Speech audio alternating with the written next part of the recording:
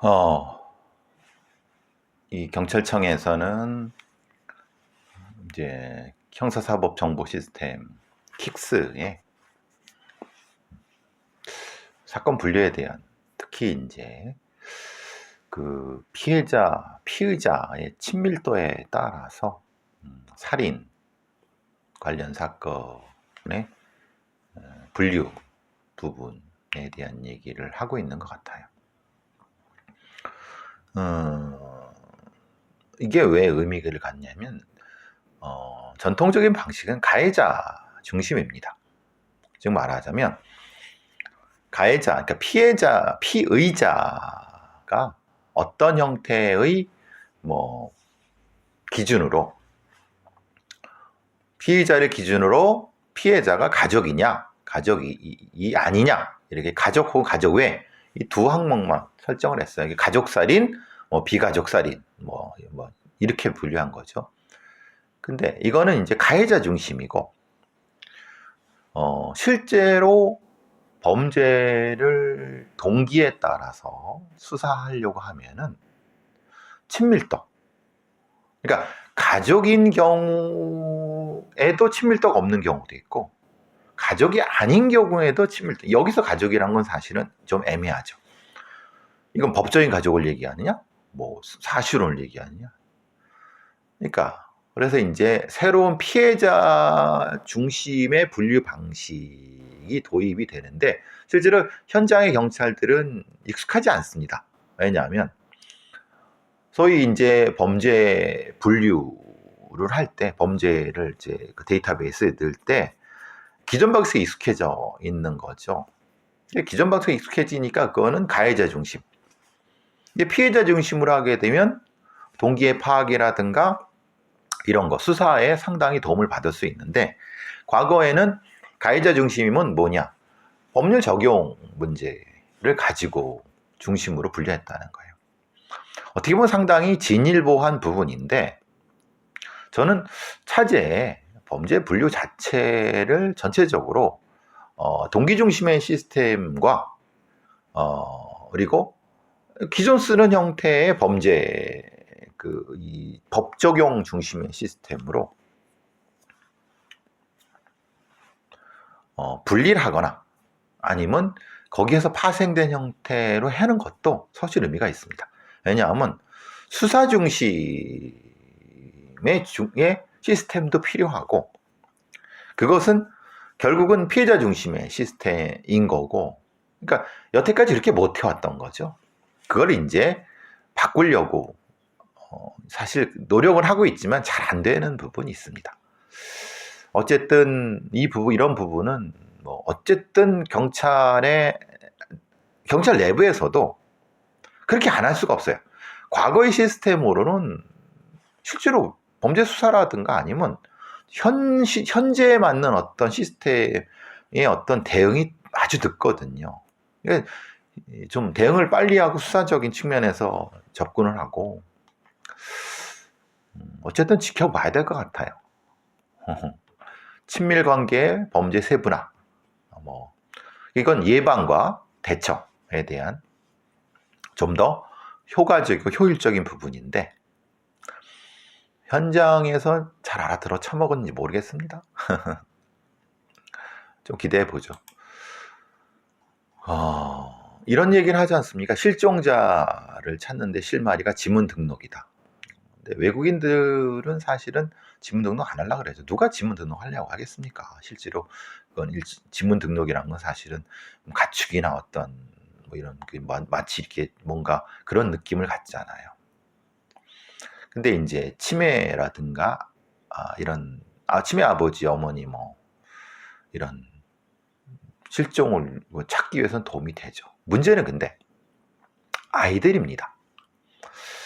여러분 이제 아이들 지문을 등록하세요, 아이들 유전자 DNA 등록하세요, 이런 거 들어보셨을 겁니다. 일견 아니 하는 것도 나쁘지 않을 것 같아요. 왜냐하면 아이들 잊어버리거나 아니면 유괴되거나 근데 문제는 정작 경찰이 그 지문은 어차피 이제 나중에 성이 되면 등록이 되니까 그건 그렇다 쳐도 DNA 같은 걸 등록하는 부분은 실제로는 문제가 있는 건 그게 어떻게 이용될지를 몰라요. 관리가 제대로 되고 이게 제대로 분리가 돼서 관리가 되는지 이런 문제들 때문에 그러니까 생체 정보라든가 이런 것들은 사실 편리성만 가지고 그걸 등록하다 이건 안 됩니다. 그거 안 됩니다. 잘 따져봐야 됩니다. 그리고 지금 이것도 외국인 실종자 때문에 지문을 등록하라. 아니 뭐 생체 정보 등록하라. 충분히 의미가 있습니다. 그런데 문제는 그게 제대로 관리되고 있느냐. 다른 대안은 없느냐. 이런 것도 충분히 고민이 돼야 됩니다. 무턱대고 편리한 것만 하다가 큰일 납니다. 아시다시피 지금 챗 GPT를 기점으로 해서 AI가 엄청나게 그게 생체 정보를 먹고 자라고 이게 우리 사회가 어디로 갈지를 모르는 상황에서 굉장히 조심스러워야 될 부분이 존재합니다. 사실 그 사전투표소 몰카 문제가 되면서 특히 지금 뭐 알리, 뭐 테무, 중국의 그 저가 인터넷 그 상업기업 뭐 엄청나게 밀려들고 있죠. 너무나도 싸요. 우리나라 인터넷 그 상업기업 뭐 이마트가 막 희망퇴직 실시한다고 난리도 아닌데 영국의 온라인 쇼핑몰에서 연기감지기 위장 몰카, 시계 몰카, 액자 몰카, 안경 몰카, 화분 몰카, 열쇠 몰카, 각투지 몰카, 변형 카메라 엄청나게 많습니다. 그게 이제 중국 통해면 뭐 너무나도 싸고. 근데 문제는 이거예요. 이거를 일정 정도 관리 아니면 뭔가 좀 그런 게 있어야 되는 거 아니냐. 이런 문제가 걸리는데 이제 문제가 그거죠. 그럼 어떻게 관리할 것이냐. 지금 해외 직구만 해도 3일 만에 무료 배송이 쭉쭉 들어오는데 그걸 일일이 다 어떻게 관리를 해. 형태도 되게 다양한데 그러면은 이렇게 할 수는 있죠. 예를 들면 이런 겁니다. 아마존을 상대로 한 미국 버지니아주에서는 50대 남성이 수건거리를 위장한 카메라로 미성년자를 불법 촬영하던 게 발각이 됐는데 피해자 측에서 해당 카메라를 판매한 사이트 아마존. 그러니까 아마존은 사실은 그 제작은 아니죠. 유통시킨 데죠. 근데 그 유통시킴으로써 아마존이 막대한 이득을 얻었으니까 아마존을 상대로 소송을 냈어요. 근데 아마존이 뭐라고 변명을 했냐면 아니 이 판매자가 그리고 사실 그 사는 사람이 아니 이거를 몰카로 쓸지 아니면 뭐 그 스파이의 어떤 그런 걸 쓸지 아니면 어떤 정당한 합법적으로 쓸지 어떻게 아느냐 라고 소송 각하를 요청했는데 법원은 미국 버지니아 법원은 아니다. 야 네가 봐도 모르냐. 잠재적 위험성을 알았을 것이다 라고 해서 손해배상이 인정됐어요. 그럼 이렇게 되면 결국은 유통기업한테 일정 정도의 페널티를 매게 된다. 지금 유튜브라든가 하는 이런 미디어도 마찬가지고 텔레그램은 사실은 어떻게 할 수가 어디 뭐 그걸 뭐 할 수가 없지만 그래도 그러면 그걸 차단해 버리든가. 근데 그럼 또 문제가 되겠지만 적어도 그런 것이 아닌 지금 이제 아마존이나 인터넷 상기업 같은 뭐 알리라든가 테무 이런 것도 비슷하겠죠. 우리나라에 들어오는 그러면은 그 업체한테 페널티를 매겨야 된다. 관리를 네가 해라. 이 정도까지는 가야 된다.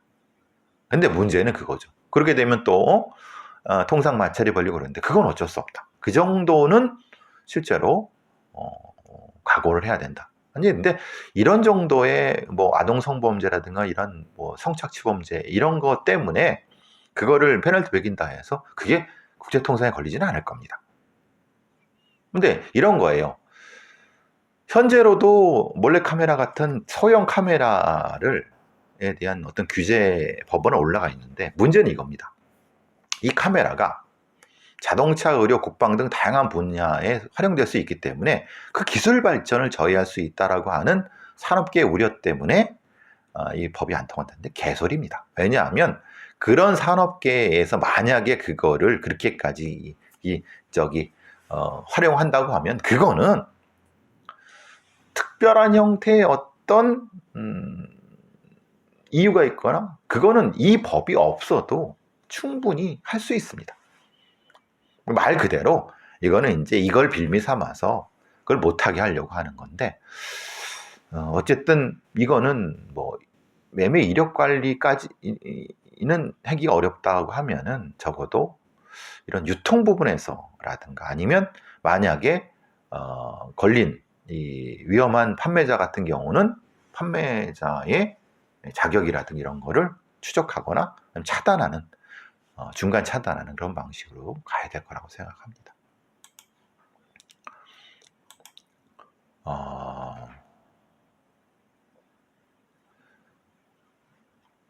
보니까 어제 그 아주 저랑 잘 아는 역사학자 분이랑 가벼운 토론을 하다가 이런 얘기가 나왔어요. 제가 아는 이제 LK99라고 초전도체 아직도 설왕설래하죠. 근데 이제 국내에서는 초전도체 사기다, 가짜다 이렇게 아니면 적어도 이건 좀 명확하지 않은데 이렇게 하는 사람도 있고 그렇죠. 사실 뭐 제가 몇 번 말씀드렸지만은 그 LK99 관련된 이석배 소장은 저희 고대화학과 그 90학번 후배고 또 거기 같이 연구 진로를 했던 권영환 박사는 또 87학번 동기고 또 뭐 하여튼 뭐 얼굴을 잘 알고 그래도 제가 이런 얘기를 했어요. 모르겠다. LK99는 초전도체가 아닌 것 같다. 여러 그 부분에서. 그런데 권영환이나 이석배가 사기꾼 같지는 않다. 내가 아는 한도 내에서. 뭐 굳이 그렇게 할 사람도 아니고. 근데 저도 모르죠. 사실은 걔네들이 뭐 어떤지 어떻게 알겠습니까? 물론 이 이름은 공개된 이름이니까 제가 공개하는 거니까. 이석배, 권영환이야 자기가 자기 이름으로 기자회견도 했으니까 뭐 공인은 아니어도 관계자니까. 근데 그 역사학자분이 그런 얘기 하더라고요. 자기가 잘 아는 서울대에 관계된 그 선생님들이 저 새끼들 사기꾼이라. 뭐 개인적인 얘기 할 수 있죠. 그야 뭐 사석에서 무슨 얘기를 못 합니까? 근데 저는 이제 내 입장은 그거다. LK99는 초전도체가 아닌 것 같다. 그런데 권영환과 이석배가 사기칠 사람은 아니다. 그러면은 뭐가 있을까 진짜. 예를 들면 자기도 모르고 실제로는 자기들은 믿고 있지만 사실은 아닐 수도 있는 거고 좀 다른 어떤 게 있지 않을까라는 생각도 하고 그런 생각이 좀 들긴 들었습니다. 근데 이제 여기서 이제 제가 하고 싶은 건 이거죠. 그 역사학자 분이 자기가 잘 아는 서울대의 어떤 의하면 여러분 서울대의 그 연구 박사들이 다 옳고 맞다고 생각하십니까? 이제 예를 들면 이럴 수 있죠. 사실 초전도체 연구는 서울대부터 시작한 건 아니거든요.